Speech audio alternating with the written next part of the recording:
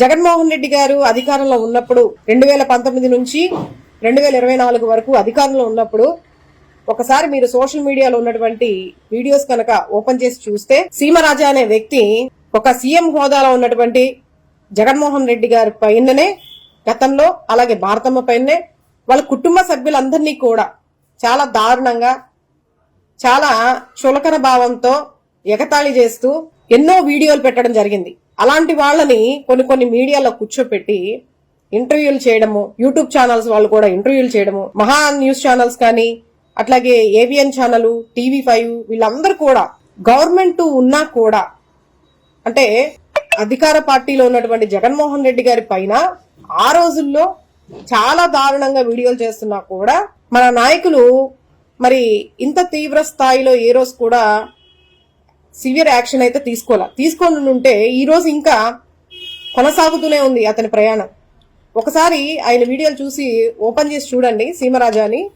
సీమరాజానా సీమ పందినో అర్థం కావట్లేదు కానీ చాలా దారుణంగా ప్రతి ఒక్కరిని ఆడవాళ్ళను కూడా అంటే ఎంత దారుణంగా అంటే అంత దారుణంగా మాట్లాడడం జరిగింది. ఎంత బూతు మాట మాట్లాడడం ఒక మాజీ ఇది గతంలో తీసిన వీడియోనే అంటే అధికారంలో మన రోజా గారు అధికారంలో ఉన్నప్పుడు చేసిన వీడియోనే అది. ఎంత దుర్భాషలు నోటికి ఏదొస్తే అది ఆ రకంగా బూతులు మాట్లాడటం విచిత్రం అంటే చూడలేనటువంటి పిక్చర్స్ ని పోస్ట్ చేసి చాలా దారుణంగా ఒక మాజీ మంత్రి ఒక మహిళ అని కూడా చూడకున్న ఇంత దారుణంగా అంత బూతు మాట మాట్లాడేసి నీ మొగుడు నీ పిల్లలు ఇంకా ఎంత అసహ్యంగా మాట్లాడాడంటే మరి ఇలాంటి వాళ్ళపైన ఎందుకు యాక్షన్ తీసుకోలేదు? వైఎస్ఆర్సీపీ పార్టీ ఏదైతే ఉందో ఈ రోజు వీళ్ళు చేస్తున్నటువంటి ప్రేమ్ కుమార్ గారు అతనికి ఆపోజిట్ గా ఇతన్ని చూసి ఇన్స్పైర్ అయ్యి టోల్ గేట్ల గురించి ఒక వీడియో ఏదో తీసుంటాడు బహుశా అదే ఈ మధ్య ట్రోల్ అవుతుంది. ఆ వీడియో ఎందుకు తీశారు, ఆ వీడియోని ఉద్దేశించే వీళ్ళు ఈ రోజు కిడ్నాప్ చేశారా అక్రమ అరెస్ట్ చేశారా అనేది అర్థం కానటువంటి పరిస్థితి. మరి సీమరాజా అనే వ్యక్తి అధికారంలో వైఎస్ఆర్సీపీ పార్టీ అధికారంలో ఉన్నప్పటి నుంచి కూడా ఈ రకమైనటువంటి వీడియోలు తీస్తూ ఉన్నారు. ఈ రకమైనటువంటి ఇంత దారుణంగా మినిస్టర్ని సీఎం గారి సతీమణి భారతమ్మని ప్రతి ఒక్కరిని కూడా టార్గెట్ చేసి చాలా దారుణంగా అసభ్యకరమైన పదజాలంతో చాలా ఎటకారంతో రకరకాలుగా మాట్లాడుతున్నటువంటి ఈ వ్యక్తిని ఇంతవరకు ఏమి చేయకపోవడం అనేది అరెస్ట్ వారెంట్ కానీ లేకపోతే ఇప్పుడు ప్రేమ్ కుమార్ గారిని ఏదైతే కిడ్నాప్ చేశారో ఆ రకమైనటువంటి కిడ్నాప్లు కానీ మరి ఎందుకు చేయలేదు? అంటే మీరు విచ్చలవిడితనంగా మీరు ఏది చేసినా మీరు ఎలా చలామణి అయినా సరే పైగా మీలాంటి వాళ్ళని మీడియాల ముందు కూర్చోబెట్టి మీతో మళ్ళీ పర్టికులర్ గా మిమ్మల్ని ఇంటర్వ్యూలు తీసుకోవటం అది కూడా ఎటకారంగా ప్రతి నాయకుడిని ఉద్దేశించి సీఎం హోదాలో ఉన్నటువంటి వ్యక్తిని కూడా ఉద్దేశించి మాట్లాడడం ఈ సీమరాజా అనే వ్యక్తి ఆర్పి అనే వ్యక్తి వీళ్ళిద్దరు చేసేది ఎంత మాత్రం కరెక్ట్ అనేది కూడా ప్రజలందరూ కూడా ఆలోచించాలి. ఏదో మాట్లాడుతున్నాం ఏదో చేస్తున్నాం అని కాదు, మీరు కూడా నిజంగా ఇది నిజమైన అనేది గతంలోకి వెళ్లి ఇప్పుడున్నటువంటి పరిస్థితులను కూడా ఒకసారి పరిశీలించవలసిందిగా నేను ప్రజలను వేడుకుంటూ ఉన్నాను. పర్టికులర్ గా ఏంటంటే మనం ఏదైనా తప్పు జరిగినప్పుడు ఇది తప్పు అని చెప్పి మనం ఖండిస్తే మనం ఖండించిన వాళ్ళం మరలా ఆ తప్పు జరగకుండా చూడాలి. అది ఎవరైనా సరే గతంలో వాళ్ళు చేశారా వీళ్ళు చేశారా అనేది కాదు. ఇప్పుడు నేను ఒక తప్పు నా కళ్ళ ముందు జరిగినప్పుడు ఆ వ్యక్తి చేసింది తప్పని నేను చెప్తున్నా. అదే విధంగా ఇప్పుడు జరుగుతుంటే నేనేదైతే చెప్పానో ఇది కూడా తప్పని చెప్పాలి, కానీ అలా చెప్పట్లేదు. ముఖ్యంగా ఆడవాళ్ళని టార్గెట్ చేసి వాళ్ళు మాజీ మంత్రులా లేకపోతే ఏదైనా ప్రొఫెషనల్సా, వాళ్ళకంటూ ఒక క్యాడర్ ఉందా, వాళ్ళు ఏదైనా గతంలో ఏదైనా తప్పు చేస్తుంటే దాని చట్ట ప్రకారం ఏ విధంగా చర్యలు తీసుకోలే తప్ప చాలా అవమానకరంగా చాలా బాధాకరంగా దుర్భాషలాడుతూ వాళ్ళని హీనంగా మాట్లాడుతూ ఈ విధంగా పబ్లిక్ గా కూర్చొని దానికి కూటమి ప్రభుత్వం ఒక పెద్ద పీఠం వేసి అలాంటి వాళ్ళందరినీ మర్యాదిస్తూ వాళ్ళపైన ఎటువంటి యాక్షన్ తీసుకోకుండా వాళ్ళని ఏ విధంగానూ ప్రతిదాన్ని కూడా ఎంకరేజ్ చేస్తూ ముందుకు తీసుకెళ్తున్నారంటే ఇది కేవలం పక్షపాత వైఖరితో నడుస్తుందనేది ప్రజలు గమనించాలి. ఈ రోజు ఏదైతే ప్రేమ్ కుమార్ గారిని అరెస్ట్ చేశారో లేదంటే కిడ్నాప్ చేశారో తెలియదు కానీ మరి ఇలాంటి వాళ్ళందరినీ కూడా ఇంత దారుణంగా మాట్లాడే వాళ్ళందరూ ఎవరైతే సీమరాజా అలాగే ఆర్పి ఉన్నారో ఇలాంటి వాళ్ళని కూడా ఖచ్చితంగా నిజంగా మీరు ప్రజల పక్షాన నిలబడి ప్రజలకి న్యాయం చేస్తున్నాం, మేము కక్షపూరిత రాజకీయాలు చేయట్లేదని చెప్పి పైకి ఏవైతే మాటలు చెప్తున్నారో ఆ పాటలు అంటే మీరు చెప్పే మాటలు నిలబెట్టుకోవాలంటే ఖచ్చితంగా ఇలాంటి వాళ్ళు కూడా మీరు వీళ్ళపైన కూడా యాక్షన్ తీసుకోవాలి.